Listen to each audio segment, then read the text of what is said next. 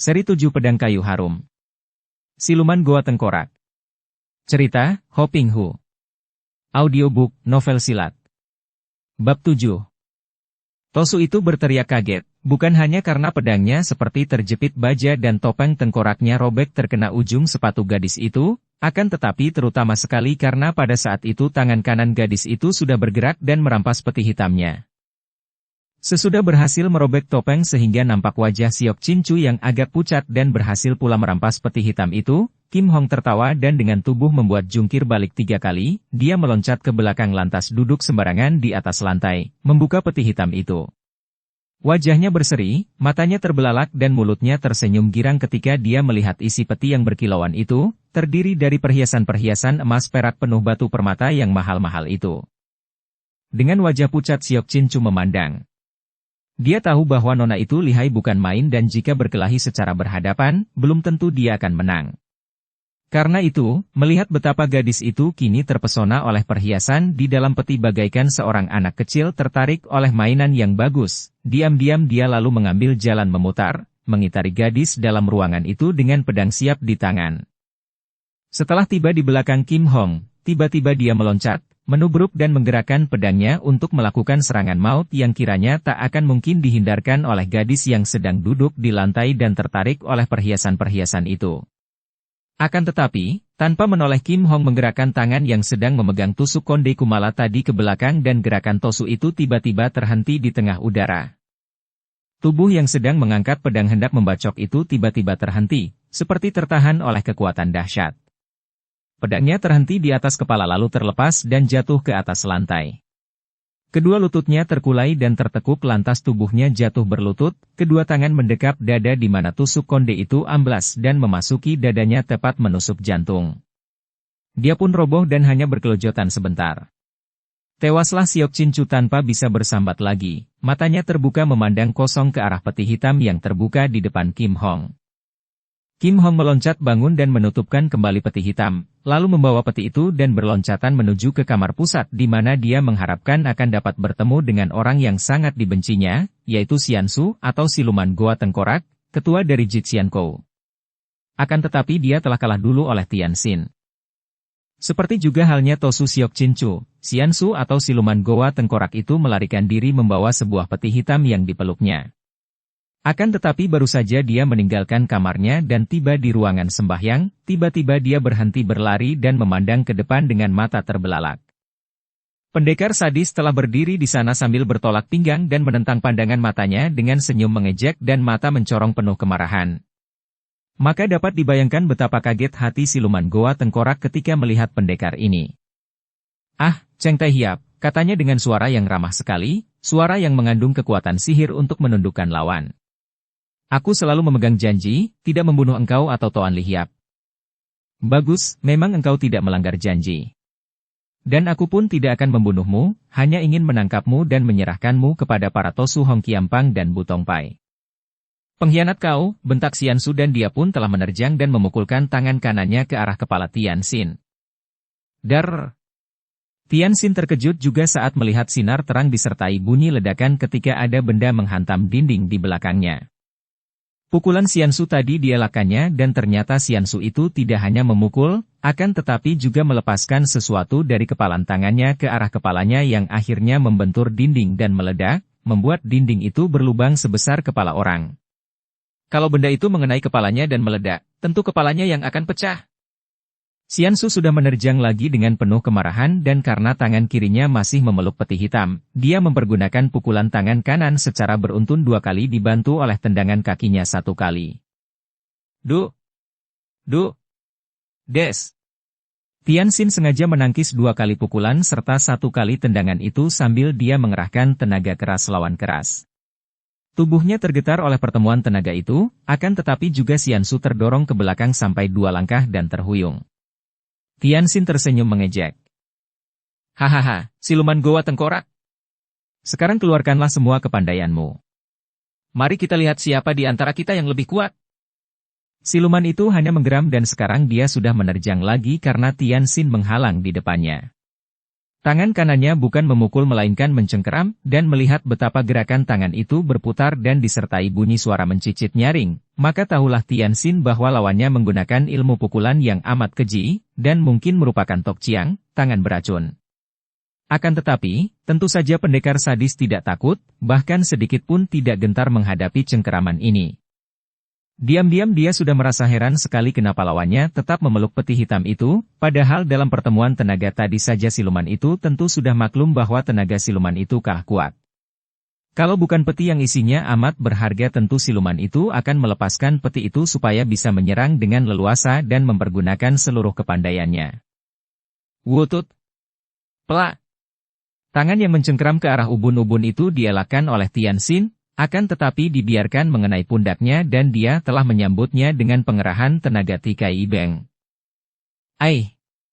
Xiansu memekik terkejut bukan main ketika cengkeramannya yang mengenai pundak itu mengakibatkan tenaganya langsung membanjir keluar, tersedot oleh kekuatan yang amat dahsyat dan pada saat itu, petinya telah terampas oleh Tianxin.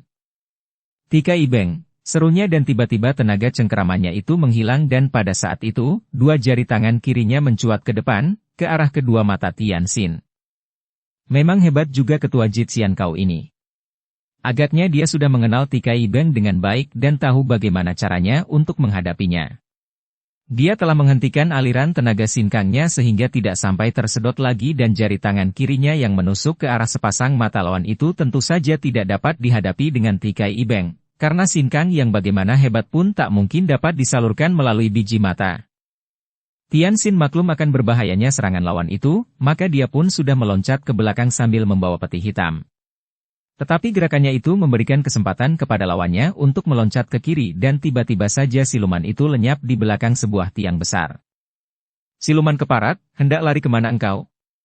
Tianxin membentak sambil mengejar, namun di balik tiang ini tidak ada apa-apanya dan siluman itu lenyap tanpa meninggalkan jejak. Tianxin menjadi penasaran bukan main. Ia merasa yakin sekali bahwa siluman itu tidak meninggalkan tempat itu melalui lain jalan. Tadi hanya terlihat meloncat ke belakang tiang ini dan lenyap. Maka dia pun segera menggerakkan tangan kanannya menampar ke arah tiang sambil mengerahkan tenaga. Brak! Tiang yang amat tebal itu, yang tebalnya 2 kali ukuran manusia, pecah berantakan dan kiranya di sebelah dalam tiang itu berlubang dan tiang itu adalah tiang palsu, bukan balok kayu melainkan papan yang dibentuk seperti tiang dan di dalamnya berlubang. Sesudah pecah berantakan, nampak lubang itu turun ke bawah. Tianxin maklum bahwa itulah jalan rahasia yang baru dilalui oleh lawannya, maka tanpa ragu-ragu lagi sambil masih mengempit peti hitam itu, dia pun meloncat ke dalam lubang yang ternyata tidak seberapa dalam itu. Dia sampai di sebuah ruangan bawah dan terus meloncat ke arah pintu yang membawanya ke sebuah ruangan lain yang penuh dengan cermin. Cermin-cermin kecil yang bersambung-sambung itu mencerminkan dirinya menjadi banyak sekali. Setiap kali dia bergerak, Tianxin melihat semua bayangannya itu turut bergerak sehingga dia merasa seakan sedang dikepung oleh banyak sekali orang, ada 30 banyaknya dan semua merupakan bayangannya sendiri. Akan tetapi sebagai seorang ahli silat, tentu saja gerakan-gerakan itu membuatnya terkejut dan waspada. Setelah yakin bahwa semua bayangan itu adalah bayangannya sendiri, barulah dia berani melanjutkan langkahnya, meneliti serta memeriksa cermin-cermin yang berupa pintu-pintu tanpa kunci itu. Tentu saja gerakannya ketika memeriksa cermin-cermin itu diikuti terus oleh semua bayangannya. Tiba-tiba Tianxin meloncat ke kiri dan 7 buah pisau terbang menyambar lewat, tapi salah satu sempat menyerempet bahunya, merobek baju dan melukai kulitnya. Dia cepat menengok dan mencari-cari dengan matanya, akan tetapi yang ikut bergerak-gerak hanya bayangan-bayangannya saja. Tak ada bayangan orang lain. Dia segera berhenti bergerak dan matanya saja yang melirik ke sana kemari, ke dalam cermin-cermin itu. Namun yang nampak hanya dirinya sendiri. Tadi dia merasa sukar untuk menangkap gerakan orang yang menyambitkan huitu, pisau terbang, karena pandang matanya terpengaruh oleh semua gerakan bayangannya sendiri sehingga kalau ada bayangan orang lain, tentu gerakan orang itu dapat menyelinap dan tersembunyi oleh gerakan semua bayangannya sendiri itu. Tianxin menjadi penasaran dan marah. Peti hitam itu ditaruhnya ke depan, menghantam ke arah pintu bercermin di depannya sambil mengerahkan tenaga. Brak! Cermin itu hancur berkeping-keping dan di balik cermin terdapat dinding bata yang kuat.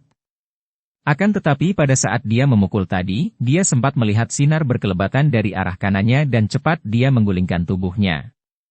Kembali 7 batang hu itu lewat dan karena dia tahu bahwa yang menyerangnya secara menggelap itu dari kanan datangnya, dia pun lalu menubruk ke kanan, ke arah cermin. Brak! Cermin-cermin ini pun hancur akan tetapi di belakangnya tidak terdapat siapapun kecuali dinding batu. Kini Tianxin mengerti. Apabila dia diam saja sehingga semua bayangannya turut diam, maka lawan tidak bergerak. Akan tetapi jika tubuhnya bergerak dan semua bayangannya tentu saja juga bergerak, kesempatan ini dipergunakan oleh lawannya untuk turun tangan karena gerakannya tentu akan kabur dengan gerakan semua bayangan itu. Maka kini dia pura-pura bergerak lagi namun diam-diam dia memperhatikan sekelilingnya. Benar saja, sekarang dari arah kirinya dia melihat bayangan lain, bukan bayangan dirinya sendiri. Begitu melihat bayangan yang lain daripada bayangannya sendiri, Tianxin lalu memekik dan tubuhnya mencelat ke kiri, kedua kakinya menendang dengan dahsyatnya ke arah cermin di mana tadi dia melihat gerakan yang bukan bayangannya. Bres! Terdengar suara orang mengaduh dan daun pintu di balik cermin itu pecah berantakan. Tianxin melihat berkelebatnya orang yang meloncat ke depan dan melarikan diri. Cepat dia menyambar peti hitam dan melakukan pengejaran, akan tetapi Xiansu, orang itu yang biarpun sudah terkena tendangannya akan tetapi ternyata masih terlalu kuat untuk roboh itu, telah lenyap lagi melalui jalan rahasia yang tidak diketahuinya. Karena merasa tidak mampu mengejar lawan yang menggunakan jalan rahasia itu, dan juga mengkhawatirkan keadaan orang-orang Butong Pai yang menghadapi keroyokan banyak orang, dengan hati kecewa Tianxin lalu berjalan kembali ke tempat semula. Tianxin! Ternyata Kim Hong yang memanggilnya dan gadis ini pun membawa sebuah peti hitam yang serupa benar dengan peti yang dibawanya. Apa yang kau bawa itu? Tianxin bertanya. Kurampas dari Siok Cincu, Tosu keparat pembantu ketua siluman itu. Dia telah kubunuh dan peti ini berisi harta yang agaknya hendak dilarikannya. Dan peti di tanganmu itu? Kurampas dari Xiansu, sayang dia dapat melarikan diri melalui jalan rahasia yang tidak kukenal. Entah apa isinya. Tianxin menurunkan peti itu kemudian membuka tutupnya dan mereka memandang silau. Isinya sama dengan isi peti ini. Kata Kim Hong.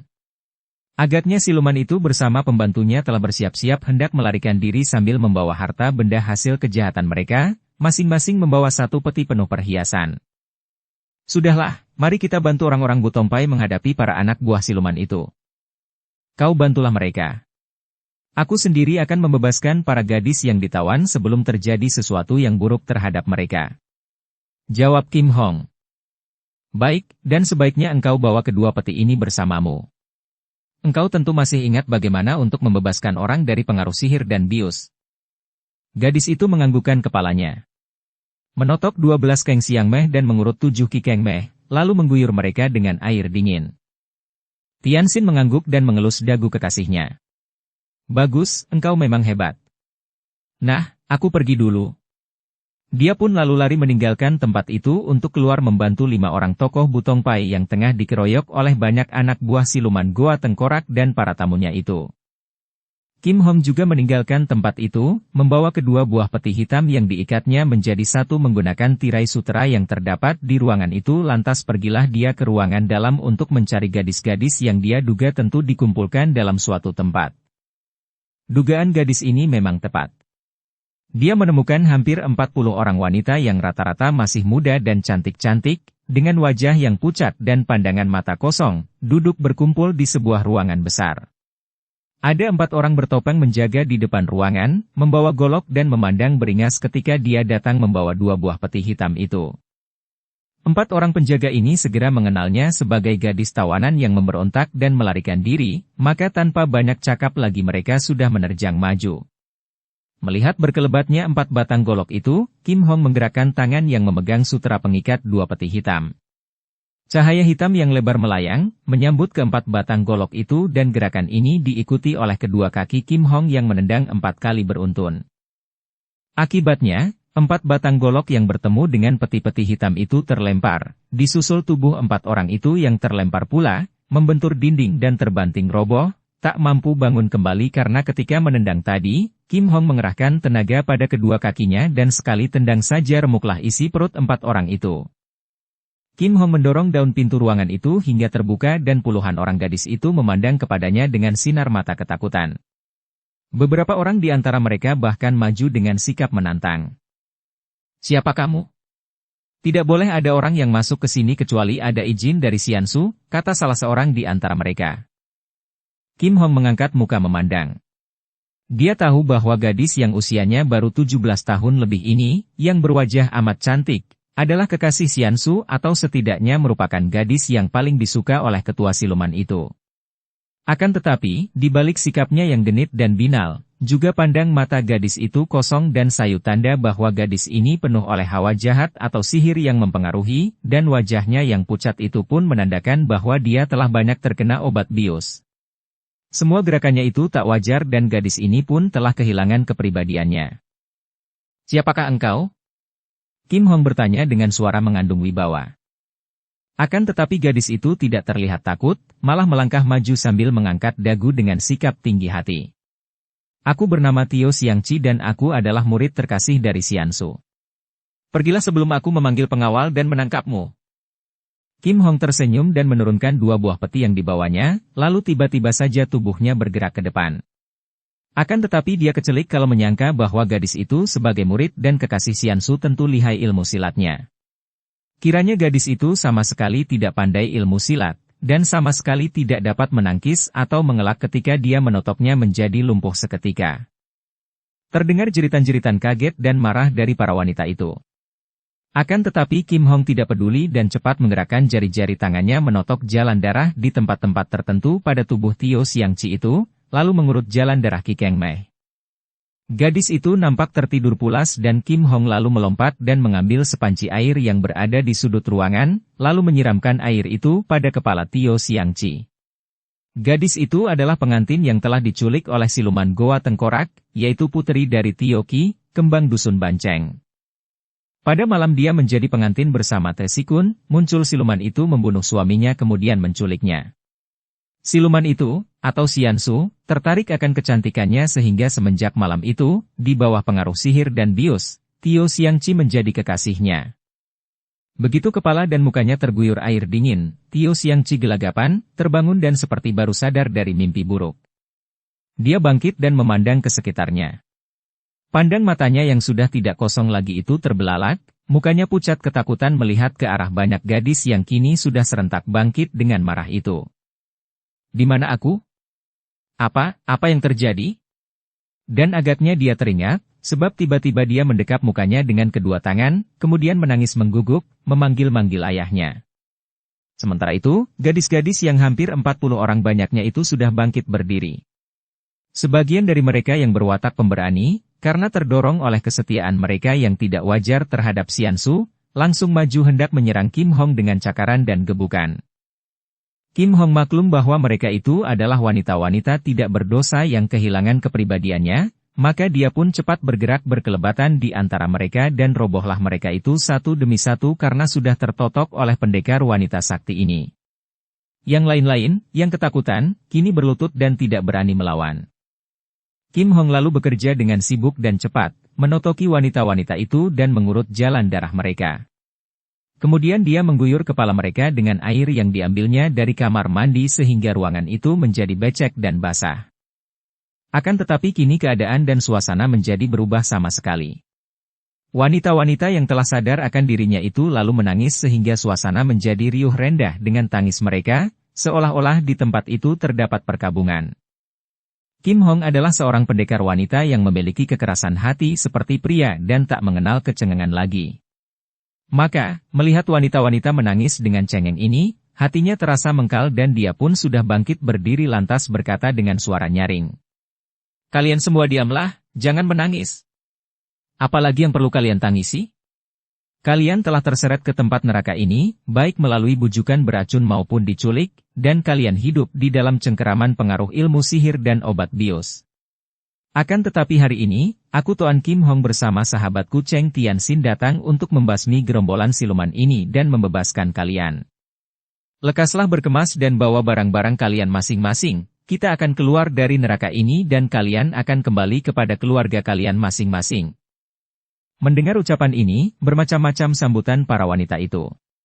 Ada yang menangis mengguguk, ada yang tersenyum-senyum gembira, dan ada pula yang ketakutan karena meragukan apakah keluarga mereka akan sudi menerima mereka kembali. Dan sebagian besar adalah mereka yang menangis ketakutan dengan penuh keraguan dan kegelisahan ini. Agaknya Kim Hong maklum pula akan hal ini, maka dia pun segera berkata lagi. Jangan khawatir, kami akan menjelaskan kepada keluarga kalian.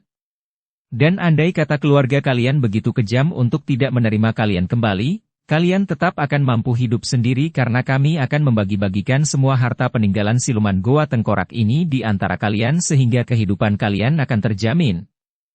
Ucapan ini tentu saja merupakan hiburan bagi mereka. Kemudian, dengan dipimpin oleh Tio Xiangqi, mereka semua menjatuhkan diri berlutut di hadapan kaki Kim Hong sambil menghaturkan terima kasih sehingga bersimpang siurlah ucapan terima kasih mereka.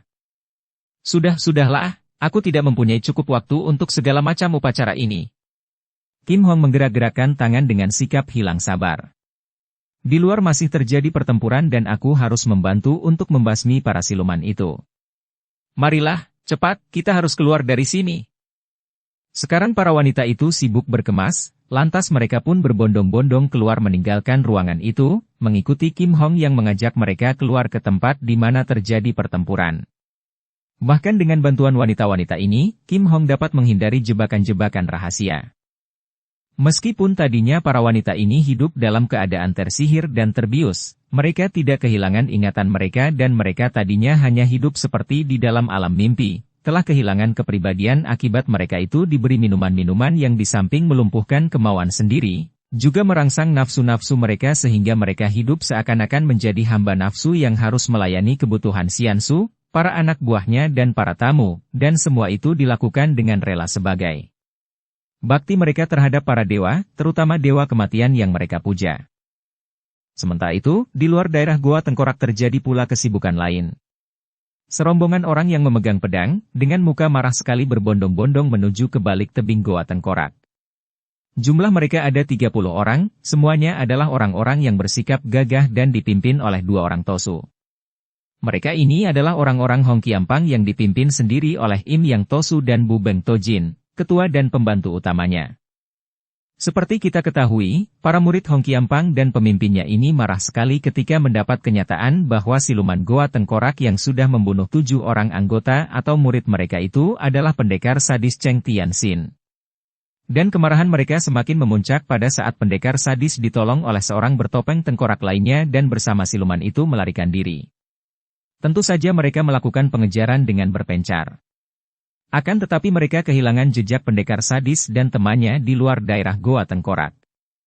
Karena 2 orang pemimpin mereka mampu berlari lebih cepat dan dalam pengejaran itu meninggalkan mereka, maka mereka kehilangan 2 orang pimpinan itu sehingga mereka termangu-mangu menanti di depan deretan Goa Tengkorak, tidak tahu harus berbuat apa karena mereka tidak dapat menemukan jalan masuk dari goa-goa itu.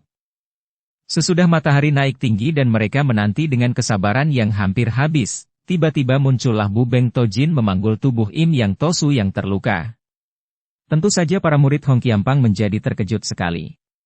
Akan tetapi hati mereka menjadi lega ketika melihat bahwa luka yang diderita oleh Im Yang Tosu itu tidaklah hebat, hanya luka kulit daging saja karena pundak kanannya tertusuk sebuah pisau. Bu Beng Tojin tadi memanggulnya karena ketua Hong Qiampang ini jatuh pingsan. Pinto mencari-cari hingga ke belakang tebing, akan tetapi Pinto kehilangan jejak siluman-siluman itu. Kata Bu Beng Tojin menceritakan kepada murid-murid Hong Qiampang. Agaknya Su Heng juga mencari sampai di sana dan entah apa yang terjadi, tahu-tahu aku mendapatkan Su Heng sudah menggeletak pingsan dengan sebuah pisau yang tertancap di pundaknya. Maka Pinto lalu cepat-cepat membawanya ke sini untuk merawatnya. Bu Beng Tojin sendiri yang merawat luka Im Yang Tosu dan akhirnya ketua Hong Qiampang ini siuman. Dia mengeluh dan bangkit duduk, lalu teringat akan apa yang terjadi dan menarik napas panjang. Ah! Pendekar sadis yang menyamar sebagai siluman itu sungguh berbahaya sekali, katanya. Apa yang telah terjadi, Su Heng? Aku menemukan Su Heng dalam keadaan pingsan di situ, lalu Su Heng kubawa ke sini untuk dirawat. Im Yang Tosu memandang kepada pembantunya itu. Untung Sute datang, dan agaknya musuh langsung lari sehingga tidak sempat membunuhku ketika melihat Sute datang. Aku mengejar sampai ke balik tebing dan melihat bayangan memasuki semak-semak belukar kemudian lenyap. Aku telah memeriksa dan mencari akan tetapi tak berhasil menemukan sesuatu. Pada saat aku mulai menjadi bosan mencari dan hendak pergi, aku mendengar suara dari balik batu karang. Cepat aku mendekati dan ternyata ada rumpun alang-alang yang terkuak dan di balik rumpun alang-alang ini terdapat sebuah lubang. Pada saat itu ada bayangan berkelebat di sebelah dalam lubang yang gelap dan tiba-tiba saja ada pisau menyambar. Aku kurang cepat mengelak sehingga pisau itu mengenai pundakku. Karena lukanya hanya luka daging, tidak mungkin aku roboh karena itu, akan tetapi tiba-tiba aku mencium bau keras dan aku pun tidak ingat apa-apa lagi. Agaknya iblis itu menggunakan racun atau obat bius. Bu Beng Tojin bangkit berdiri sambil mengepal tinju mendengar penuturan suhengnya ini. Mukanya merah padam, dan dia kelihatan marah sekali. Sungguh keterlaluan pendekar sadis itu. Kita harus membuat perhitungan, sekarang juga. Aku pun sudah melihat lubang itu, Suheng. Dan agaknya lubang itulah jalan yang menuju ke dalam sarang mereka. Mari kita serbu sekarang juga. Tapi, Su Siok, bukankah Suhu sudah terluka sehingga perlu beristirahat, bantah seorang murid. Aku tidak apa-apa, luka ini tidak ada artinya. Mari kita serbu dan basmi iblis kejam itu. In Yang Tosu juga berkata marah, bangkit semangatnya oleh sikap pembantunya.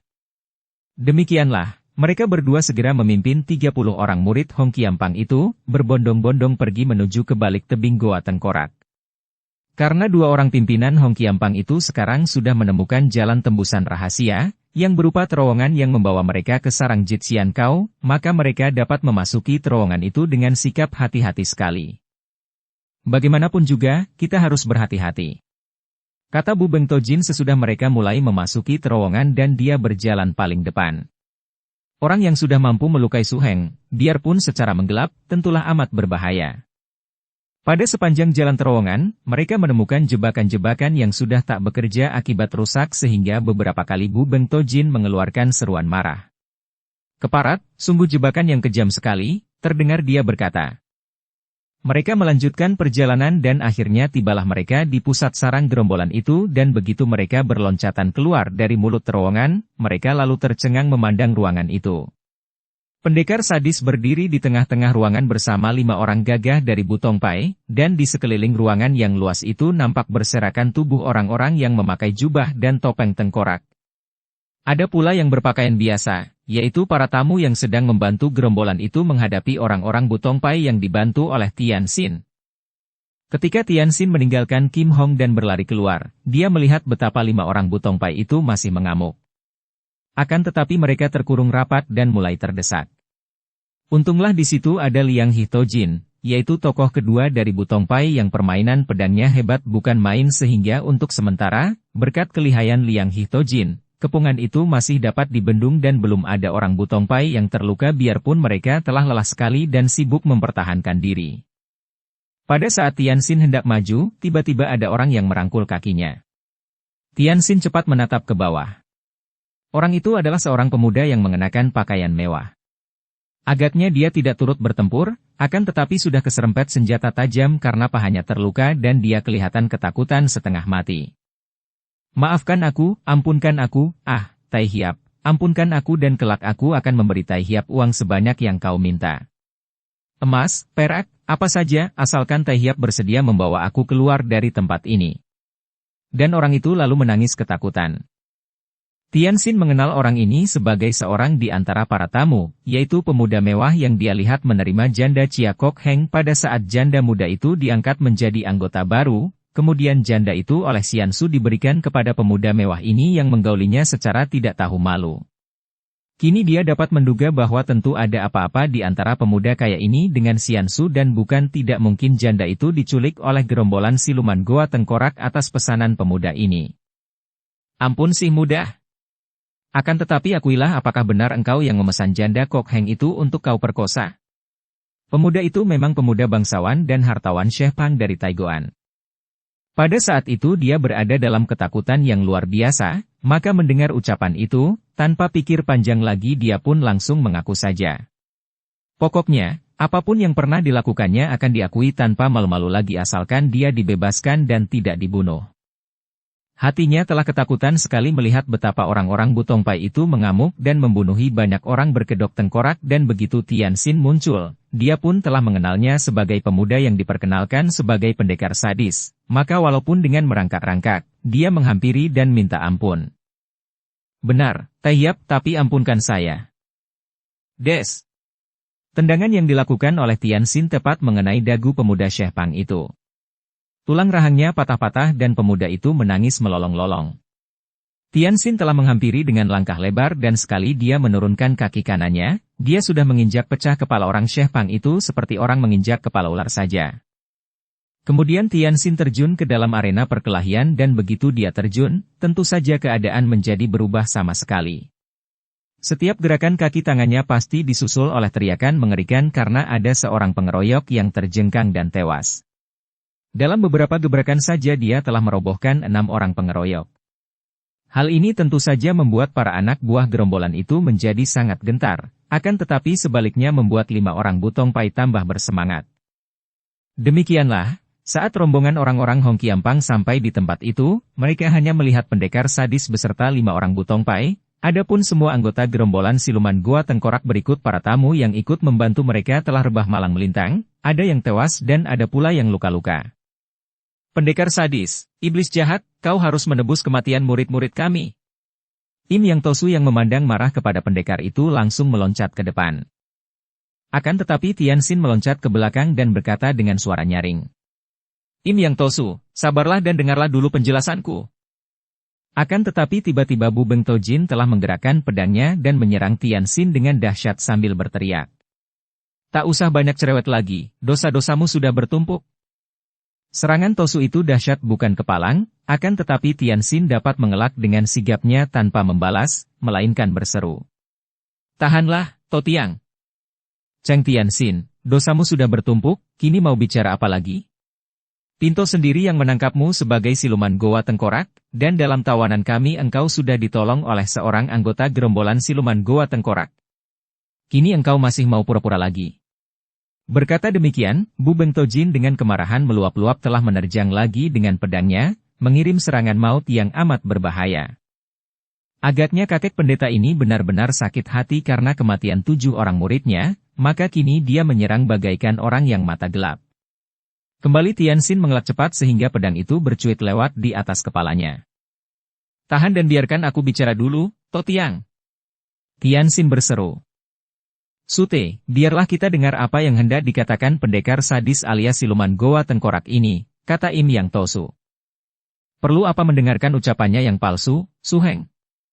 Bukankah baru saja dia telah melukai dan nyaris membunuh Su Heng, bentak Bu Beng Tojin yang tak dapat menahan kemarahannya, sepasang matanya berapi-api dan mukanya merah sekali. Su Siok, Suhu minta kita mendengarkan dia bicara dulu. Untuk menyerangnya nanti juga masih belum terlambat. Kata seorang murid Im Yang Tosu dan saudara-saudaranya telah mengurung pendekar sadis dengan pedang terhunus. Tidak perlu bicara lagi dengan iblis kejam ini, bentak Bu Beng Tojin yang telah kembali menerjang dan menyerang Tianxin. Pendekar ini mendongkol bukan main, akan tetapi karena dia teringat bahwa kemarahan tokoh kedua dari Hong Qiampang ini adalah karena sakit hati mengingat muridnya tewas di tangan siluman Goa Tengkorak, maka dia pun berusaha menahan kedongkolan hatinya dan mengelak ke kiri dengan cepat. Akan tetapi, tiba-tiba ada angin bercuitan dan sinar terang menyambar dari kiri.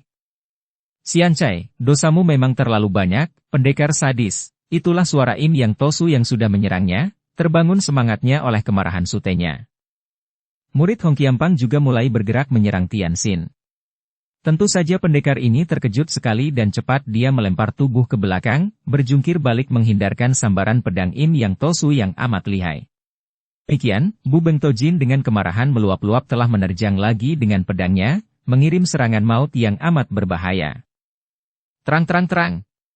Ketika Bu Beng Tojin menyerang kembali, tiba-tiba pedangnya bertemu dengan pedang di tangan Liang Hi Tojin, tokoh kedua dari Butongpai. Keduanya merasa betapa tangan mereka tergetar dan dengan hati terkejut Bu Beng Tojin segera melompat ke belakang, memeriksa pedangnya yang ternyata tidak rusak. Kemudian dia menudingkan pedangnya kepada Liang Hi Tojin. Bagus. Apakah pendeta Butongpai sekarang berpihak kepada gerombolan penjahat, bentaknya. Xiancai. Bu Beng Toyu dari Hong Kiampang, hendaknya bersikap tenang dan sabar dulu. Setiap persoalan dapat dibicarakan dan siapa yang bersalah wajib dihukum. Akan tetapi Pinto sendiri sangat ingin tahu kenapa justru Cheng Tai Hiap yang dituduh sebagai siluman goa tengkorak, padahal dia yang telah membasmi gerombolan ini. Toyu harap jangan mudah tertipu oleh kelicikannya. Bu Beng Tojin berseru marah sekali. Sejak dahulu siapa yang tidak mendengar nama pendekar sadis yang amat kejam? Dan sekarang, Pinto sendiri yang menangkap basah, ketika dia berpakaian dan bertopeng sebagai siluman goa tengkorak. Agaknya dengan licik dia telah bersandiwara, menipu Toyu dan kawan-kawan dari Butong Pai, berpura-pura memusuhi siluman goa tengkorak. Lebih baik Toyu bantu kami untuk menangkapnya. Berkata demikian, Bu Beng Tojin sudah hendak menyerang lagi.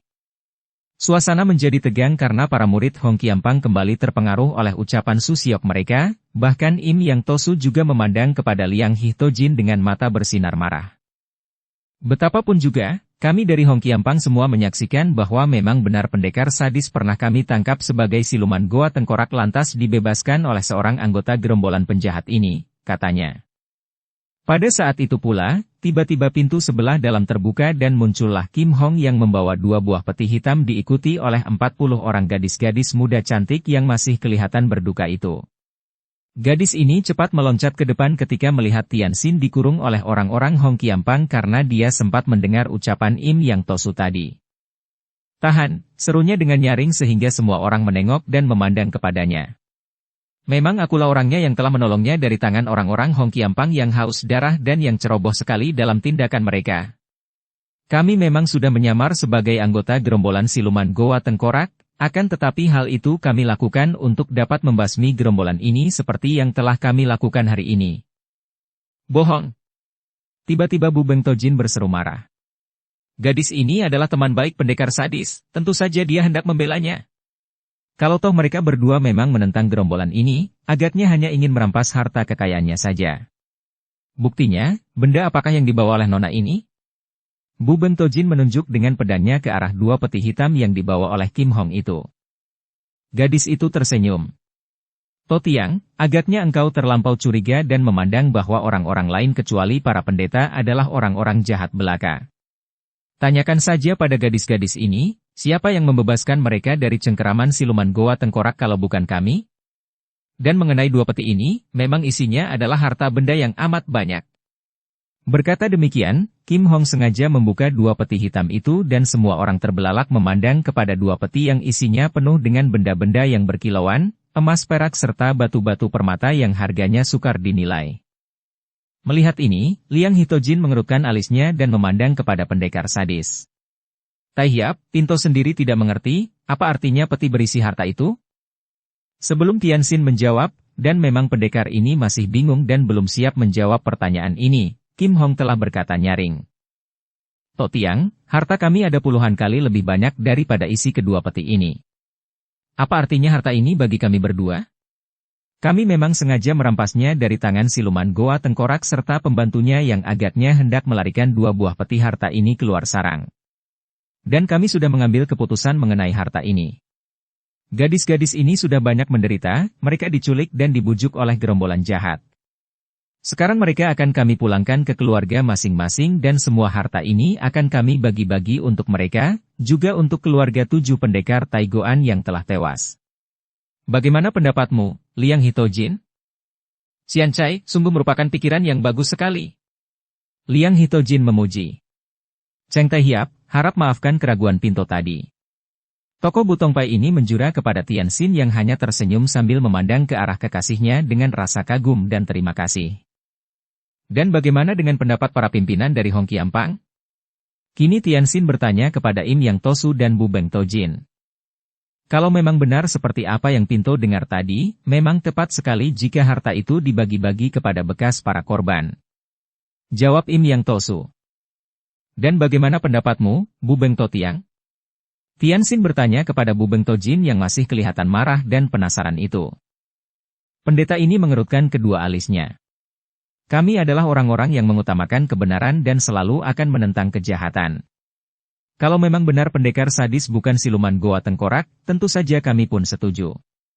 Akan tetapi kami masih tidak mengerti bagaimana sebagai orang yang menentang siluman Goa Tengkorak, pendekar sadis memakai pakaian anggota gerombolan itu dan menyerang kami, bahkan tadi sudah melukai Su Heng. Sepasang mata pendeta ini memandang dengan penuh tantangan dan rasa penasaran. Tianxin tersenyum. Itu tidak aneh, Totiang. Ketika itu aku dalam keadaan tertawan dan terbius oleh siluman Goa Tengkorak dan agaknya aku sengaja diberi pakaian dan topeng anggota gerombolan mereka.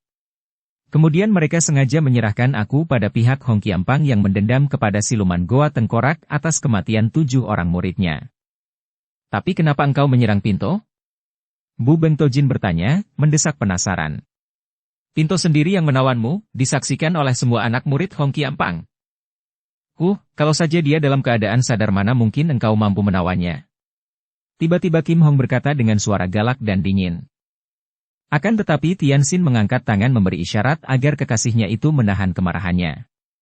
Bu Beng Totiang, telah kukatakan bahwa aku dalam keadaan tidak sadar dan terbius. Kalau aku kelihatan menyerangmu, hal itu tentu hanya akal dari siluman Goa Tengkorak saja untuk mengelabui mata orang-orang Hong Qiampang. Ingat, siluman itu adalah seorang yang mahir mempergunakan ilmu sihir. Dan tentang orang yang melukai Im Yang Totiang, aku sama sekali tidak melakukannya karena aku dan Kim Hong sedang sibuk menyerbu ke dalam sarang gerombolan ini. Agaknya tentulah siluman itu pula yang melakukannya, mungkin ketika hendak melarikan diri, ketahuan oleh Im Yang Totiang dan menyerangnya. Im Yang Tosu mengangguk-angguk. Sute, agaknya keterangan dari Cheng Taihiap itu betul semua. Sayang bahwa siluman itu tidak dapat berhadapan dengan Pinto sendiri. Dia lantas menoleh ke kanan-kiri, melihat semua orang bertopeng tengkorak itu malang melintang. Apakah Taihiap sudah berhasil merobohkan siluman itu yang menjadi kepala gerombolan? Sayang, dia berhasil meloloskan diri, Totiang. Akan tetapi aku bertekad untuk mencarinya terus dan baru berhenti kalau sudah dapat membekuknya. Dukung channel Novel Silat dengan subscribe, follow, like, komen dan share. Dengan disaksikan oleh Liang Hitojin, Im Yang Tosu dan Bu Beng Tojin, Kim Hong dan Tianxin membagi-bagikan harta benda itu kepada para gadis bekas korban gerombolan. Juga bagian untuk Chia Liong dan Chia Ling, lalu diserahkan kepada Im Yang Tosu untuk mengurus dan menyerahkannya. Semua gadis itu lalu diantarkan oleh para anggota Hong Qiampang untuk dikembalikan ke tempat tinggal masing-masing. Sebelum mereka meninggalkan tempat itu, mereka semua berlutut dan menangis, menghaturkan terima kasih kepada Tianxin dan Kim Hong. Im Yang Totiang, kata Tianxin. Mengingat bahwa mendiang saudara Chia Kong Heng adalah seorang murid Kunlun Pai sebelum menjadi anggota Hong Qiampang, maka aku harap Totiang sudi menaruh kasihan terhadap putera serta puterinya dan dapat menyuruh orang mengantarkan mereka ke Kunlun Pai supaya menjadi murid di sana. Harta bagian mereka dapat dipergunakan untuk perawatan mereka, juga untuk bekal mereka sesudah dewasa karena mereka sudah kehilangan ayah bunda. Im Yang Tosu mengangguk-angguk, kemudian mereka semua pergi meninggalkan tempat itu. Tianxin membakar sarang itu dan menghancurkan semua benda, termasuk tempat pemujaan yang juga menjadi tempat maksiat atau pesta-pesta cabul itu. Sampai hampir sebulan lamanya Tianxin serta Kim Hong melakukan penyelidikan dan mencari jejak kaburnya siluman Goa Tengkorak, ketua dari Jixian Kau. Perkumpulan itu sendiri, yang merupakan gerombolan penjahat kejam, telah dapat dibasmi. Akan tetapi kalau kepalanya itu masih berkeliaran, maka dunia masih terancam bahaya besar. Di balik topeng tengkorak itu tersembunyi seorang manusia yang benar-benar berhati iblis, yang loba akan harta benda dan kedudukan, yang haus dengan kesenangan cabul, dan terutama sekali amat berbahaya karena selain ilmu silatnya tinggi, juga pandai ilmu sihir. Karena itu sudah bulat tekad dalam hati Tianxin dan Kim Hong untuk mencari sampai ketemu dan membasmi siluman Goa Tengkorak itu. Namun siluman itu seperti telah menghilang di telan bumi, sama sekali tidak meninggalkan jejak. Dan setelah menanti sebulan sambil menyelidiki dengan teliti, siluman itu tetap saja tidak pernah terdengar beraksi. Akan tetapi pendekar sadis dan kekasihnya itu adalah dua orang pendekar yang biarpun masih muda tapi telah memiliki pengalaman yang luas di dunia Kang Ou, terkenal pandai dan cerdik bukan main sehingga tentu saja mereka tak tinggal diam dan telah melakukan penyelidikan yang sangat teliti, mengambil kesimpulan-kesimpulan disertai pertimbangan-pertimbangan yang matang. Sementara itu, Im Yang Tosu telah menyuruh seorang muridnya untuk mengantarkan Chia Liong dan Chia Ling ke Kunlun Pai. Bersama mereka dibawakan pula bagian harta mereka untuk bekal kelak kalau mereka sudah dewasa. Dan pada suatu hari, kurang lebih sebulan semenjak gerombolan siluman Goa Tengkorak ditumpas, Hong Kiampang mengadakan pesta. Karena pendekar sadis serta kekasihnya masih tinggal di sebuah hotel di Taigoan, mereka berdua pun menerima undangan. Selain untuk merayakan hari ulang tahun Ketua Im Yang Tosu yang sudah genap berusia 70 tahun, pesta yang diadakan oleh Hong Kiampang itu juga untuk mengadakan sedikit perubahan dalam susunan pengurus perkumpulan itu. Im Yang Tosu merasa telah terlalu tua untuk menjadi ketua Hong Kiampang dan kedudukannya sebagai ketua akan diserahkan kepada Bu Beng Tojin. Hal ini sebenarnya adalah wajar saja karena bukankah selama ini Bu Beng Tojin sudah menjadi pembantu utama dari ketua itu? Akan tetapi, menurut desas-desus orang luaran, tentu akan terjadi perdebatan seru karena Hong Kiampang dianggap sebagai cabang dari Kunlun Pai, sedangkan Bu Beng Tojin sama sekali bukanlah murid Kunlun Pai, biarpun hal ini bukan berarti bahwa dia asing akan ilmu silat dari Kunlun Pai. Tokoh ini memang seorang ahli dalam berbagai macam ilmu silat, termasuk pula ilmu silat Kunlun Pai, dan karena inilah maka Im Yang Tosu percaya dan kagum kepadanya. Karena Hong Kiampang adalah sebuah perkumpulan silat yang cukup ternama di daerah Taigoan, maka di dalam kesempatan itu banyak juga tokoh-tokoh Kang Ou dan jago-jago silat yang datang berkunjung untuk menghaturkan selamat kepada Im Yang Tosu yang berulang tahun dan kepada Bu Beng Tojin yang diangkat menjadi ketua Hong Kiampang baru.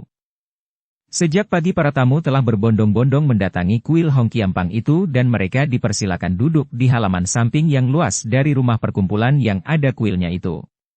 Sebuah panggung yang tingginya hampir 2 meter dan cukup luas telah dibangun, dan 2 orang pimpinan Hong Kiampang sudah nampak duduk di atas kursi di panggung itu.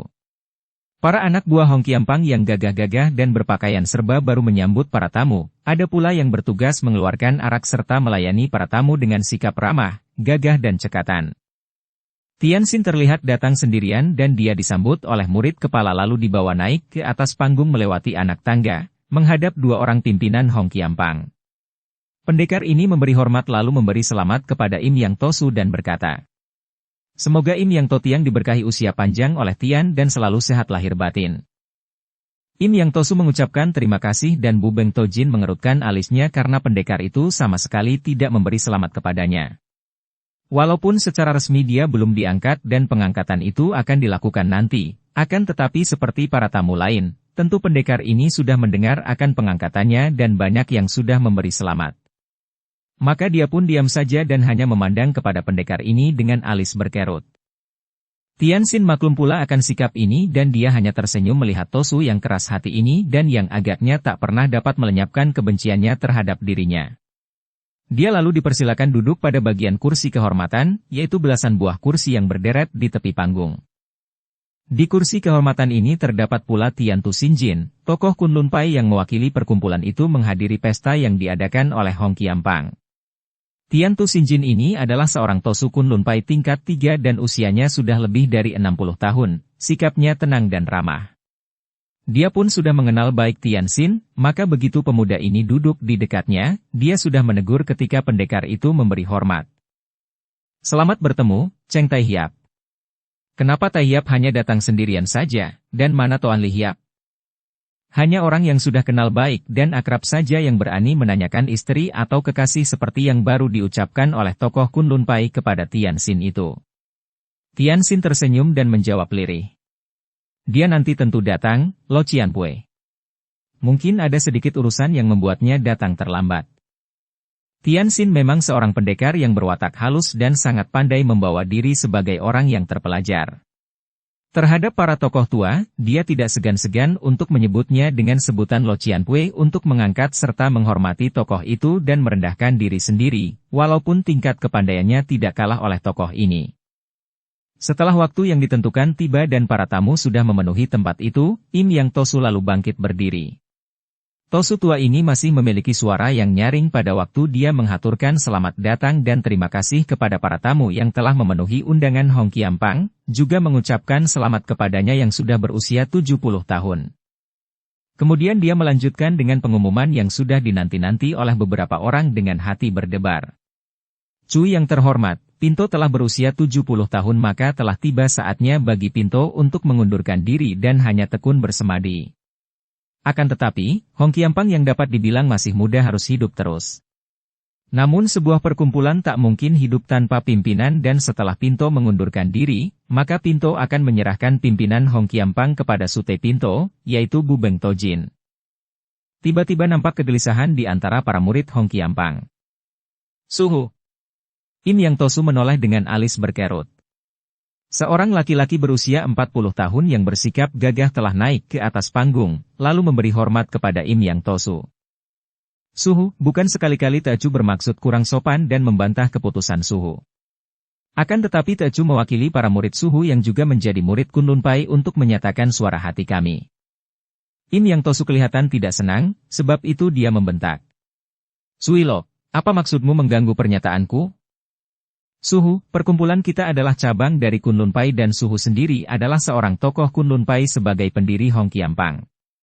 Kami maklum bahwa Susiok Bu Beng Tojin memiliki ilmu kepandaian yang tinggi dan menjadi pembantu dan kepercayaan Suhu. Akan tetapi, mengingat bahwa Susiok Bu Beng Tojin bukanlah murid Kunlun Pai, maka kami merasa berat untuk menerima beliau sebagai ketua. Suilok, apakah engkau menganggap bahwa kedudukan ketua itu sebaiknya dioperkan kepadamu saja? Tiba-tiba saja Bu Beng Tojin sudah bangkit dan mendekati Suhengnya sambil memandang kepada murid keponakan itu dengan sinar mata marah. Walaupun Suheng merupakan tokoh Kunlun Pai, tapi Hong Qiampang adalah sebuah perkumpulan yang bebas dan juga terlepas dari induk perkumpulan manapun. Katakanlah bahwa ilmu Hong Qiamsut memiliki sumber dari Kunlun Pai, akan tetapi ilmu itu terus dikembangkan dan sama sekali bukan cabang dari Kunlun Pai. Suheng telah memilihku, dan aku sendiri selama bertahun-tahun telah mengurus Hong Qiampang. Seorang ketua haruslah anggota perkumpulan dan hendak kulihat, siapakah di antara para anggota Hong Qiampang yang lebih mahir ilmu pedang Hong Qiamsut daripada aku. Yang merasa lebih pandai, silakan maju. Tapi Susiok. Suilok yang mewakili saudara-saudara seperguruannya itu masih hendak membantah, akan tetapi Im Yang Tosu segera menengahi. Suilok dan semua murid-muridku, hendaknya tak ada yang membantah apa yang telah menjadi keputusanku. Ketahuilah bahwa di dalam hal mengembangkan ilmu pedang kita, Sute Bu Beng Tojin sudah banyak membantu dan memberi saran. Pinto sendiri, sebagai pencipta dan pendiri Hong Qiampang, belum tentu mampu menandinginya dalam hal ilmu pedang perkumpulan kita. Nah, siapa lagi yang lebih pantas memimpin Hong Qiampang kecuali dia? Tentang Kunlun Pai, agaknya pendapat Sute memang benar. Tadinya kita menganggap perkumpulan kita sebagai cabang dari Kunlun Pai hanya karena mengingat bahwa Pinto adalah seorang murid Kunlun Pai. Namun mengingat bahwa para anggota dan murid Hong Qiampang terdiri dari bermacam-macam aliran, maka tidaklah tepat jika dikatakan bahwa Hong Qiampang adalah cabang Kunlun Pai. Mendengar betapa pendiri Hong Qiampang sendiri agaknya berkeras membela Bu Beng Tojin, para murid Hong Qiampang menjadi gelisah dan bingung. Adapun Suilok sendiri segera menoleh ke arah Tian Xin yang duduk di dekat Tian Tu Xinjin dan dia melihat pendekar itu masih tersenyum-senyum tenang saja. Suhu, karena di sini juga terdapat Supek Tian Tu Xinjin sebagai wakil Kunlun Pai, maka biarlah Tecu mohon petunjuk kepada beliau saja, akhirnya Suilok berkata dengan suara nyaring. Para tamu yang mendengar perbantahan itu tak ada yang berani turut mencampuri. Akan tetapi diam-diam mereka merasa tegang dan gembira karena dapat menduga bahwa di dalam pengangkatan ketua baru ini agaknya terdapat suatu kericuhan atau mungkin juga perebutan kekuasaan. Karena Suilok tadi menyebut namanya, sekarang seluruh mata ditujukan kepada tokoh Kunlun Pai itu. Xian Cai. Kami sebagai tamu sebenarnya tidak seharusnya mencampuri urusan dalam. Akan tetapi karena nama kami telah disebut, biarlah kami mengemukakan pendapat kami sebagai wakil Kunlun Pai. Kakek itu berkata lantang dengan sikap yang gagah. Sebuah perkumpulan tentu saja ditentukan oleh pendirinya, dan karena Hong Qiampang didirikan oleh Sute Im Yang Tosu, maka terserah kepadanya apabila hendak memisahkan perkumpulan ini dari Kunlun Pai. Hanya kami peringatkan bahwa kalau tidak mau disebut sebagai cabang Kunlun Pai, selanjutnya sama sekali tidak boleh menyebut-nyebut nama Kunlun Pai dan segala sepak terjang seluruh murid Hong Qiampang bukan lagi menjadi tanggung jawab Kunlun Pai. Hanya itulah yang perlu Pinto jelaskan. Kakek itu lalu duduk kembali. Dengan muka merah Bu Beng Tojin lalu berkata, suaranya lantang. Baik sekali. Memang sejak dahulu tidak ada hubungan apa-apa antara Hong Qiampang dan Kunlun Pai. Kami memiliki anggaran dasar dan peraturan sendiri. Kami menerima murid-murid dari berbagai aliran, bukan hanya dari aliran Kunlun Pai.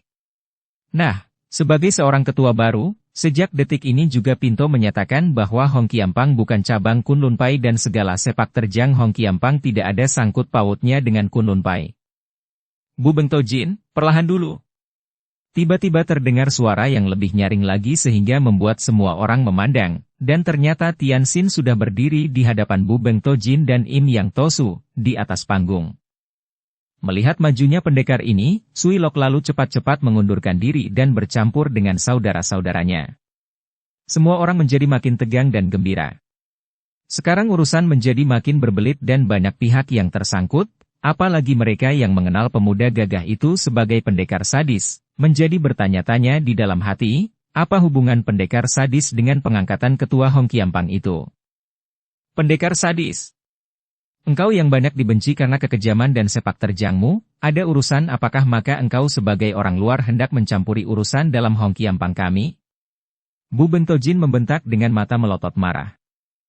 Memang amat banyak yang membenciku, Bu Beng Tojin, akan tetapi yang membenciku adalah para penjahat karena aku selalu menentang kejahatan. Dan mengenai urusanku, kau dengarkan saja. Tianxin kemudian menghadapi Im Yang Tosu, sepasang matanya mencorong dan suaranya mengandung getaran kuat sekali. Im Yang Totiang, sadarlah dan ingat baik-baik, sudah sepenuh hati maka Totiang mengangkat Bu Beng Tojin sebagai penggantimu, menjadi ketua baru Hong Qiampang? Ingat baik-baik dan sadarlah. Semua orang terkejut melihat kekasaran Tianxin, kemudian melihat betapa kakek tua itu terbelalak dan mukanya berubah pucat. Apa? Pengangkatan ketua baru? Ah, tentu saja, hal itu tergantung kepada pemilihan para anggota. Su Heng. Bukankah Su Heng telah mengangkatku sebagai ketua baru? Aku Bu Beng Tojin, yang sudah Su Heng tetapkan untuk menjadi ketua baru menggantikan Su Heng. Di dalam suara Bu Beng Tojin ini juga terkandung kekuatan yang hebat. Wajah Im Yang Tosu nampak semakin pucat dan napasnya terengah-engah. Ah, ya, itu benar. Sute Bu Beng Tojin yang akan menjadi ketua, tapi tergantung kepada para anggota. Kakek itu menjadi bimbang ragu. Su Heng, bentak Bu Beng Tojin. Im Yang Totiang. Tianxin juga berseru. Im Yang Tosu kelihatan semakin bingung dan pucat, bahkan tubuhnya terguncang dan tergetar, seperti orang yang terserang demam. Pada saat itu nampak Tian Tu Xinjin dari Kunlun Pai bangkit dari kursinya, menghampiri ketua Hong Qiampang itu dan menuntun tangannya. Sute, engkau lelah, sebaiknya mengaso dulu. Dan dia pun menarik sutenya itu kembali ke tempat duduknya. Anehnya, Im Yang Tosu kelihatan menurut saja seperti seorang anak kecil. Tidak ada yang tahu bahwa tadi ketua Hong Qiampang ini tertarik ke sana-sini di antara dua orang yang menggunakan kekuatan sihir, yang seorang hendak mempengaruhinya dan yang seorang hendak membebaskan Tosu itu. Hanya Tian Tu Xinjin saja yang agaknya dapat menduga akan hal itu, maka dia cepat menariknya kembali untuk duduk dan beristirahat. Hahaha, sebaiknya begitu. Beristirahatlah dengan tenang, Im Yang Totiang dan biarkan aku membereskan persoalan ini, kata Tianxin. Pendekar sadis. Engkau sebagai orang luar, sungguh tidak patut sekali jika mencampuri urusan dalam dari Hong Qiampang. Engkau telah melanggar aturan sopan santun di dunia persilatan. Bu Beng Tojin berteriak marah. Bu Beng Tojin, memang aku bukanlah anggota Hong Qiampang, akan tetapi aku adalah sahabat baik Hong Qiampang yang tidak rela melihat Hong Qiampang diselewengkan. Mulut busuk. Apa maksudmu, bentak Bu Beng Tojin. Akan tetapi Tianxin tidak menjawab bentakan ini melainkan menghadapi para tamu dan juga pihak tuan rumah. Cui yang mulia, para anggota Hong Qiampang yang tercinta. Kita semua tahu bahwa Hong Qiampang adalah perkumpulan orang-orang gagah, para pendekar yang menentang kejahatan. Oleh karena itu, tidak sepatutnya bila perkumpulan orang gagah ini diketuai oleh seorang penjahat besar seperti Bu Beng Tojin ini. Kata-kata ini sungguh hebat bukan kepalang. Bukan hanya semua tamu yang terbelalak, bahkan semua anggota Hong Qiampang menjadi pucat wajahnya dan juga Im Yang Tosu sendiri yang pada saat itu telah tenang kembali, cepat bangkit dari tempat duduknya. Cheng Tai Hiap, apa maksudmu dengan ucapan itu? Tanyanya nyaring, agaknya penasaran mendengar pembantunya disebut penjahat besar. Melihat sikap Su Hengnya dan para murid Hong Qiampang serta para tamu yang agaknya berpihak kepadanya, walaupun dia sendiri menjadi pucat, Bu Beng Tojin segera tertawa. Hahaha, sekarang sudah nampak belangnya pendekar sadis, menuduh dan memfitnah secara membuta tuli. Siapa bilang bahwa aku Bubeng Tojin yang selama ini dengan jujur memimpin Hong Qiampang menjadi penjahat besar? Akan tetapi Tian Xin tidak terpengaruh oleh ucapan itu. Dia masih memandang kepada semua yang hadir. Cui Yang Mulia, juga Im Yang Totiang yang terhormat, biarlah aku memperkenalkan. Dia lantas menudingkan telunjuknya ke arah muka Bubeng Tojin. Inilah dia orang yang menyebut dirinya sebagai Xiansu. Ini dia siluman goa tengkorak yang sudah memimpin gerombolan penjahat kejam yang telah kita basmi. Ucapan ini bahkan lebih mengejutkan lagi. Cheng Taehiap, harap engkau jangan menuduh sembarangan saja. Im Yang Tosu bahkan berteriak marah. Wajah Bubeng Tojin sendiri tadi menjadi pucat sekali, akan tetapi dia segera mengambil sikap tenang, bahkan tersenyum lebar. Ah, sungguh sebuah tuduhan yang sangat menggelikan. Pinto sendiri yang membantu membasmi gerombolan itu, bagaimana engkau dapat menuduh demikian? Apakah engkau sudah menjadi gila? Cheng Taehiap, buktikan kebenaran tuduhanmu itu. Im Yang Tosu yang sudah bangkit berdiri itu pun turut menuntut. Tuduhan itu sangat hebat baginya. Kalau tuduhan itu tidak benar, berarti pendekar sadis sudah menghina Hong Qiampang. Dan apabila benar, hal itu tentu merupakan tamparan yang memalukan sekali bagi Hong Qiampang. Baik. Akan kucoba untuk membuktikan sungguh pun hal itu tidak mudah karena siluman goa tengkorak memang seorang penjahat yang amat keji, licik, curang, lihai ilmu silatnya dan juga lihai ilmu sihirnya.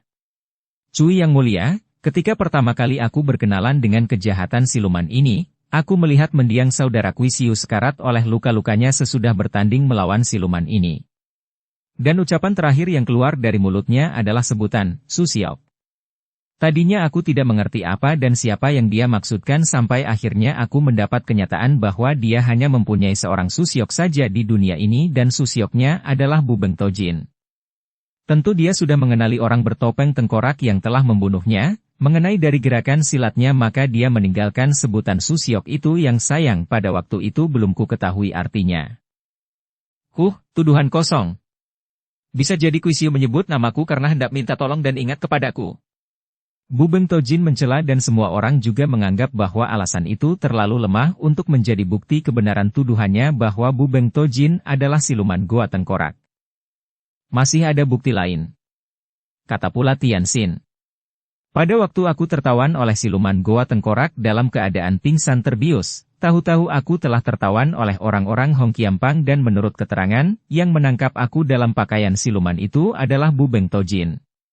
Dan hal ini jelas menunjukkan bahwa dia adalah siluman goa tengkorak itu sendiri karena kalau aku berada dalam keadaan pingsan, bagaimana dari tangan siluman itu aku dapat berpindah ke tangan Bubeng Tojin? Sebaliknya, kalau aku sadar seperti yang dikatakannya kepada murid-murid Hong Qiampang, agaknya tak akan begitu mudah baginya untuk dapat menawanku. Hal itu dapat dibuktikan sendiri. Alasan dan bukti apa itu? Pendekar sadis. Semua anggota Hong Qiampang sudah turut menyaksikan bahwa engkau memakai jubah dan topeng tengkorak. Tentu engkaulah siluman goa tengkorak itu, dan sesudah rahasiamu ketahuan, engkau lalu berpura-pura dan membalik untuk membersihkan diri. Sungguh tak tahu malu. Bubeng Tojin telah mencabut pedangnya dan hendak menyerang Tian Xin, akan tetapi pada saat itu pula Im Yang Tosu melangkah maju dan mencegahnya. Sabar dulu, Sute. Lalu kakek ini berbalik menghadapi Tian Xin.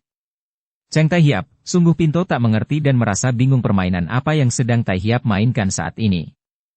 Akan tetapi harus Pinto akui bahwa semua alasan yang Taehiap ajukan tadi tidak cukup kuat untuk membuktikan kebenaran tuduhan Taehiap yang sangat berat itu. Tidak mungkin kami dapat menerima begitu saja keterangan sepihak tanpa bukti yang mutlak atau tanpa adanya saksi yang membenarkan keterangan Taehiap tadi. Saksi-saksi? Toti yang benar juga. Memang ada saksi yang kuat. Tian Xin berkata. Inilah saksi-saksinya. Tiba-tiba saja terdengar suara merdu melengking dan semua orang menengok. Kiranya di sudut panggung itu sudah berdiri seorang gadis yang cantik jelita dan gagah. Kim Hong tersenyum manis kepada Bubeng Tojin. Tosu ini mendengus. Saksi macam apa ini? Perempuan ini adalah Toan Kim Hong, kekasih dari pendekar sadis. Tentu saja ucapannya akan senada dengan pacarnya. Siapa bisa percaya saksi macam ini? Suaranya penuh tantangan dan sikapnya mencemooh. Siluman Goa Tengkorak, jangan takabur dahulu. Lihat, siapakah mereka ini? Kim Hong menggapai ke belakangnya, lantas dari anak tangga di belakang panggung muncullah 3 orang gadis yang cantik dan yang memandang ke arah Bu Beng Tojin dengan mata penuh kebencian. Melihat Tio Xiangqi, bekas kekasihnya, pengantin yang dia culik kemudian dipaksanya menjadi kekasihnya itu, bersama 2 orang gadis lain yang juga termasuk dayang-dayang yang disukainya, wajah Bu Beng Tojin langsung berubah menjadi pucat.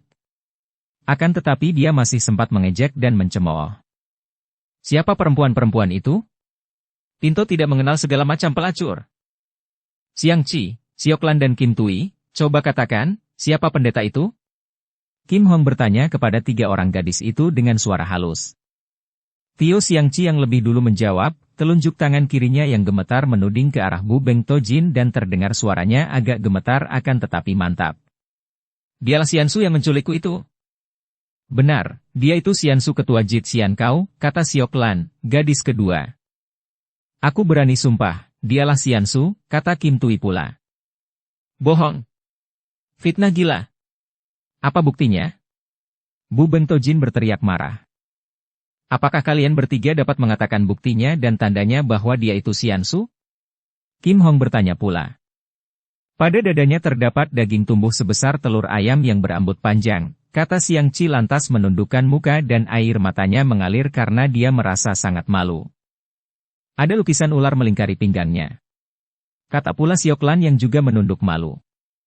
Di kedua pahanya ada gambar tengkorak. Kim Tui menyambung. Fitnah keji. Bohong. Kalian pelacur-pelacur yang harus mampus. Tiba-tiba Bu Beng Tojin menggerakkan kedua tangannya dan ada 4 sinar terang menyambar ke arah Kim Hong dan 3 orang gadis itu. Akan tetapi, dengan gerakan lincah dan tenang Kim Hong dapat menyambut 4 buah witu, pisau terbang, itu dengan kedua tangannya, lalu memandang ke arah pisau-pisau itu sambil tersenyum dan akhirnya melemparkan sebatang kepada Im Yang Tosu. Totiang, bukankah pisau terbang yang pernah melukai Totiang itu seperti ini dan begitu pula cara melemparnya? Tanya Kim Hong manis. Jika semua itu fitnah keji, kenapa harus mencak-mencak? Tunjukkan saja bahwa semua keterangan itu bohong dengan memperlihatkan bagian tubuhmu yang disebut-sebut tadi. Xiansu, kata Tian Xin mengejek. Im Yang Tosu menerima pisau yang dilemparkan oleh Kim Hong, menatapnya sejenak, kemudian dengan alis berkerut dan muka pucat dia membanting pisau itu ke atas lantai sampai pisau itu amblas lenyap menembus papan lantai panggung. Lalu dia menghampiri Bu Beng Tojin, memandang dengan muka pucat. Sute, Pinto tahu bahwa engkau pandai mempergunakan segala senjata, juga pisau itu. Pinto sendiri masih belum percaya akan semua tuduhan itu. Karena itu, Sute, buktikanlah bahwa tuduhan itu semuanya palsu dan bohong. Buka bajumu lalu perlihatkan dada dan pinggangmu. Gila. Suheng, apakah Suheng membiarkan orang menghinaku sampai seperti ini? Sute, namanya baru penghinaan jika tuduhan itu tidak terbukti dan percayalah, Pinto tak akan tinggal diam melihat engkau dihina orang. Karena itu, bukalah bajumu. Tidak, Suheng. Aku tidak sudi dihina. Orang-orang harus percaya kepadaku. Sute, kalau engkau tidak mau, terpaksa aku sendiri yang akan membukakan bajumu. Dengan halus ketua Hong Kiampang itu lantas melangkah maju dan meraba kancing baju Sutenya untuk dibukanya. Dia memang masih belum percaya akan semua tuduhan tadi, bahkan berharap Sutenya bersih agar nama Hong Kiampang juga ikut bersih. Bayangkan saja kalau tuduhan itu benar, berarti selama bertahun-tahun ini dia mempercayai seorang penjahat, dan namanya, juga nama Hong Kiampang, akan berlumur-lumpur kehinaan. Awas, Totiang. Tian Xin memperingatkan, akan tetapi sudah terlambat. Pada saat Im Yang Tosu menggunakan kedua tangannya untuk membuka kancing baju Sutenya, tiba-tiba saja Bu Beng Tojin menggerakkan tangannya dan menghantam ke arah leher Suhengnya itu. Im Yang Tosu hanya dapat miringkan tubuhnya. Des! Pukulan itu tepat mengenai pundak kiri lantas tubuh kakek itu terjengkang, dari mulutnya tersembur darah segar dan tubuhnya terkulai. Siluman jahat, bentak Tian Tu Sinjin tokoh Kunlun Pai yang cepat meloncat ke depan menyerang Bu Beng Tojin. Maka terjadilah perkelahian yang seru antara Tian Tu Sinjin dan Bu Beng Tojin. Pukulan mereka mengandung angin yang amat kuat sehingga terdengar suara bercuitan dan angin menyambar-nyambar. Adapun panggung di mana mereka bertanding itu berderak-derak dan terguncang. Semua tamu menjadi panik, akan tetapi karena mereka itu sebagian besar adalah ahli-ahli silat, mereka masih tetap di tempat sambil menonton perkelahian hebat di atas panggung itu. Sementara itu, murid-murid Hong Qiampang segera mengangkat tubuh suhu mereka yang pingsan ke belakang panggung. Bu Beng Tojin ternyata memang hebat bukan main. Tokoh tingkat 3 dari Kunlun Pai itu adalah seorang yang berilmu tinggi, akan tetapi menghadapi Bu Beng Tojin, dia pun mulai terdesak. Setiap kali lengan mereka bertemu, Bu Beng Tojin membentak dan bentakan ini menambah tenaga pada lengannya. Tian Tu Xinjin merasa lengannya tergetar dan juga jantungnya terguncang oleh bentakan lawan. Hanya dengan ilmu silat sakti dari Kunlun Pai dia bisa bertahan hingga 30 jurus. Akan tetapi, karena dia terus terdesak, tiba-tiba kakek ini menyambar tongkatnya yang tadi dia tancapkan di atas lantai. Dengan tongkat itu Tian Tu Xinjin menghadapi Bu Beng Tojin. Akan tetapi Bu Beng Tojin mencabut pedangnya sehingga perkelahian dilanjutkan dengan lebih seru lagi karena keduanya menggunakan senjata dan setiap serangan merupakan serangan maut yang dahsyat. Akan tetapi, kembali Tian Tu Xinjin terdesak dan kini para murid Hong Qiampang yang menjadi marah melihat suhu mereka terpukul, sudah naik ke atas panggung dan melakukan pengeroyokan. Mereka belum yakin benar bahwa Susiok mereka itu adalah siluman goa tengkorak, akan tetapi melihat Susiok mereka memukul suhu mereka secara keji, mereka menjadi marah dan segera mengeroyok. Akan tetapi, Bu Beng Tojin mengamuk dan tendangan kakinya merobohkan 4 orang murid keponakan. Melihat ini, tiba-tiba saja Tianxin meloncat ke depan. Saudara-saudara sekalian dan Lo Qianpue Tian Tu Xinjin, silakan mundur. Dia ini adalah makananku. Tian Tu Xinjin maklum bahwa dia tidak akan mudah menang melawan Tosu siluman itu, dan dia tahu akan kelihayan pendekar sadis, maka dia pun meloncat mundur diikuti oleh semua murid Hong Qiampang. Kini Tianxin berdiri berhadapan dengan Bu Beng Tojin yang memegang pedang. Tosu itu memandang dengan mata beringas sedangkan Tianxin tersenyum-senyum saja. Nah, Xiansu, sekarang pendekar sadis berhadapan 1 melawan 1 dengan siluman goa tengkorak. Bagaimanapun juga, aku hendak membalas budimu kemarin dulu, yaitu aku tak akan membunuhmu, hanya akan melucuti kedokmu lalu menyerahkanmu kepada Hong Qiampang. Keparat jahanam engkau, bentak Tosu itu dan pedangnya sudah membabat dahsyat. Namun dengan cekatan sekali Tianxin mengelak sambil balas memukul dengan tangan kiri yang juga dapat dielakkan oleh lawannya yang tangguh. Terjadilah perkelahian yang amat hebat, pedang melawan tangan kosong dan gerakan mereka sedemikian cepatnya sehingga dua bayangan tubuh itu seperti saling libat menjadi satu, sukar diikuti pandang mata. Para penonton memandang kagum, namun sekaligus pandang mata mereka juga menjadi kabur. Gulungan sinar pedang di tangan Bu Beng Tojin telah menggulung tubuh keduanya dan hanya kadang-kadang nampak pedang, kepalan tangan atau ujung sepatu mencuat dengan dahsyatnya. Semua orang, kecuali Kim Hong, menonton dengan jantung berdebar tegang. Kim Hong berdiri sambil bertolak pinggang dengan sikap tenang, bahkan bibirnya tersenyum karena dia tahu pula bahwa kekasihnya itu tidak akan kalah. Terdengar lagi bentakan-bentakan aneh dari Bu Beng Tojin yang menggetarkan jantung mereka yang mendengarnya. Akan tetapi Tianxin tidak terpengaruh sama sekali, malah terdengar dia mengejek. Hahaha, keluarkan semua ilmu silumanmu, Xiansu. Ada lebih 50 jurus mereka berdua lenyap terbungkus cahaya pedang dan tiba-tiba saja terdengar Tianxin mengeluarkan suara bentakan yang melengking nyaring hingga membuat semua orang memandang pucat karena bentakan pendekar sadis itu sungguh kuat sekali seperti membetot jantung. Teriakan ini disusul dengan teriakan Bu Beng Tojin, teriakan kaget. Kemudian pedangnya terlempar ke atas lantai menjadi 2 potong. Kiranya pedang itu sudah dihantam oleh tangan miring Tianxin yang penuh mengandung tenaga Tian Te Xinjiang. Akan tetapi Bu Beng Tojin masih terus mengamuk dengan tangan kosong, dan memang kakek ini memiliki kepandaian yang tangguh. Bagaimanapun juga, setelah dia bertangan kosong, nampak bahwa dia bukan lawan yang terlampau berat bagi pendekar sadis. Dia seperti dipermainkan saja. Kadang kala pendekar itu mendorongnya dari samping sampai dia terhuyung-huyung, lalu menjegal kakinya sehingga dia hampir terjatuh dibarengi suara ketawa-ketawa Tianxin yang mengejeknya. Bret! Mendadak jubah Bu Beng Tojin terkoyak lebar dan robekannya berada dalam cengkeraman tangan Tianxin. Xiansu, perlihatkan kutil di dadamu. Tianxin mengejek. Semua orang memandang dengan mata terbelalak, ingin sekali melihat apakah benar ada tanda-tanda seperti yang disebutkan oleh ketiga orang gadis tadi pada tubuh yang masih tertutup baju dalam itu. Tentu saja Bu Beng Tojin menjadi marah. Matanya menjadi merah dan melotot dan gerakannya semakin liar. Bret! Kini baju dalamnya terobek, lantas terdengar semua orang mengeluarkan seruan tertahan melihat bahwa di dada kakek itu, di antara kedua buah dadanya, terdapat tonjolan daging sebesar telur ayam dan pada tempat itu ditumbuhi belasan helai rambut. Dan di seputar pinggangnya yang agak gendut itu terdapat lukisan seekor ular yang melilit pinggangnya, dengan kepala di perut. Dengan wajah beringas Tosu siluman itu melihat ke arah dada dan perutnya dan wajahnya berubah pucat. Terdengar suara ketawa di sana-sini dan semua murid Hong Qiampang memandang dengan mata melotot. Celaka, celaka! Im Yang Tosu yang sudah siuman dan juga sudah melihat kenyataan ini menjadi pucat pula dan terkulai, pingsan. Hahaha, kiranya memang benar bahwa engkau adalah siluman goa tengkorak. Nah, sekarang aku berani bertaruh potong leher bahwa pada kedua pahamu tentu ada gambar tengkoraknya, kata Tianxin. Bu Bentojin atau siluman goa tengkorak itu tidak melihat jalan lain.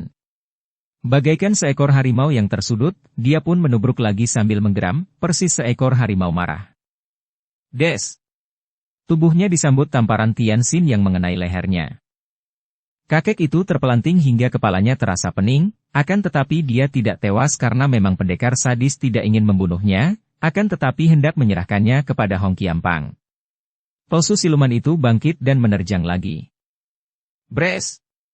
Kini sepatu kaki Tianxin yang menyambutnya dan kembali dia terjengkang. Ketika dia bangkit, mulutnya berdarah dan bibirnya pecah. Tianxin, jangan habiskan sendiri, beri aku sedikit. Tiba-tiba Kim Hong berseru lantas tubuhnya berkelebat, tahu-tahu gadis manis itu telah berada di samping Tianxin. Tianxin tersenyum dan menggelengkan kepala, namun Kim Hong mendorong dadanya sehingga pemuda itu terpaksa melompat ke belakang, hampir jatuh dari panggung. Hal ini memang disengaja dan para tamu tertawa gembira menyaksikan kelakar dua orang itu. Melihat majunya Kim Hong, Bu Bentojin menjadi nekat. Ada sedikit harapan di dalam benaknya. Tadi dia tak berdaya menghadapi pendekar sadis. Akan tetapi dia mempunyai harapan untuk mengalahkan gadis ini, kalau tidak dengan ilmu silat, dengan ilmu sihirnya. Kalau dia dapat menundukkan, maka dia akan selamat, pikirnya. Dia akan menggunakan gadis ini sebagai tawanan, sebagai sandera supaya dia dapat melarikan diri. Maka begitu pening kepalanya hilang, dia sudah menubruk ke depan, menggunakan kedua lengannya yang panjang untuk merangkul. Semua orang terkejut melihat ini, apalagi karena Kim Hong bersikap tenang saja. Namun sebelum tangan itu menyentuhnya, tanpa menggerakkan tubuh gadis itu menggerakkan kepalanya. Seberkas sinar hitam segera menyambar ke depan ketika gelungnya terlepas dan rambutnya yang panjang menyambar bagaikan cambuk baja. Pelak! Rambut panjang harum itu bagaikan cambuk baja melecut muka Bu Bentojin. Aduh! Tosu itu mengeluh dan matanya terpejam, pipinya berdarah seperti digaris dengan ujung pedang saja. Akan tetapi Kim Hong tidak mau memberi kesempatan lagi kepadanya. Gadis ini sudah melangkah maju dan kembali rambutnya menyambar-nyambar, melecut-lecut muka, leher dan tubuh atas yang telanjang itu sampai kulit itu semuanya kelihatan pecah-pecah dan merah-merah mengeluarkan darah. Sungguh hebat dan mengerikan sekali rambut yang dipergunakan sebagai senjata ini, seperti pedang saja. Bu Bentojin menutupi mukanya dari ancaman rambut, namun tubuhnya menjadi bulan-bulanan sepasang kaki Kim Hong. Akhirnya kakek itu terhuyung-huyung dan tidak kuat berdiri lagi. Kim Hong, jangan bunuh dia. Serahkan kepada Hong Qiampang, teriak Tianxin. Kim Hong tersenyum, lalu untuk terakhir kalinya kaki kirinya menendang dan tubuh Tosu siluman itu terlempar lalu jatuh berdebuk di atas lantai di depan kedua kaki Im Yang Tosu yang duduk di atas kursinya dengan muka pucat. Melihat orang yang pernah menjadi sutenya sekaligus pembantunya ini rebah terlentang di hadapannya dengan tubuh berdarah-darah dan napas empas-empis, Im Yang Tosu lalu membungkuk, tangan kanan kakek itu mencengkeram ke arah celana sutenya. Bret! Celana itu terobek dan nampaklah gambar dua tengkorak pada kedua paha itu. Keparat, engkau siluman goa tengkorak, teriak Im Yang Tosu dengan suara parau, lantas tangannya menyambar pedang dan sekali pedang bergerak, dia telah menusukkan pedang itu dengan pengerahan tenaganya ke dalam dada Bu Bentojin. Tubuh itu berkelojot, akan tetapi Im Yang Tosu juga roboh terguling dan ternyata kakek ini juga sudah menghembuskan napas terakhir. Dia tadi menderita luka pukulan yang hebat dan pengerahan tenaganya ketika menusuk tadi membuat dia tak kuat bertahan sehingga nyawanya pun melayang, Hal yang sebenarnya malah meringankan penderitaan batinnya karena kakek ini tentu akan merasa malu dan menyesal sekali kalau dia dalam keadaan hidup melihat kenyataan pahit bahwa pembantunya adalah seorang penjahat keji. Para murid Hong Qiampang yang sudah sangat marah itu demikian berduka melihat suhu mereka tewas. Maka puluhan batang pedang mencacah hancur tubuh Bu Beng Tojin. Sementara itu Tian Xin mendekati Kim Hong. Mereka berdua saling pandang dan saling tersenyum puas. Usaha mereka menentang siluman goa tengkorak sudah berhasil baik, walaupun dalam usaha itu berkali-kali mereka nyaris celaka, bahkan nyaris tewas pula. Mereka lalu menghadap ke arah semua orang di situ dan membungkuk. Tian Xin berkata lantang. Cu yang terhormat, kami mohon diri karena kami telah menyelesaikan tugas kami. Mereka bergandeng tangan dengan mesra, lalu bersama-sama meninggalkan tempat itu, diikuti pandang mata kagum oleh semua orang. Tamat. Dukung kami dengan subscribe, follow, like, komen dan share. Terima kasih.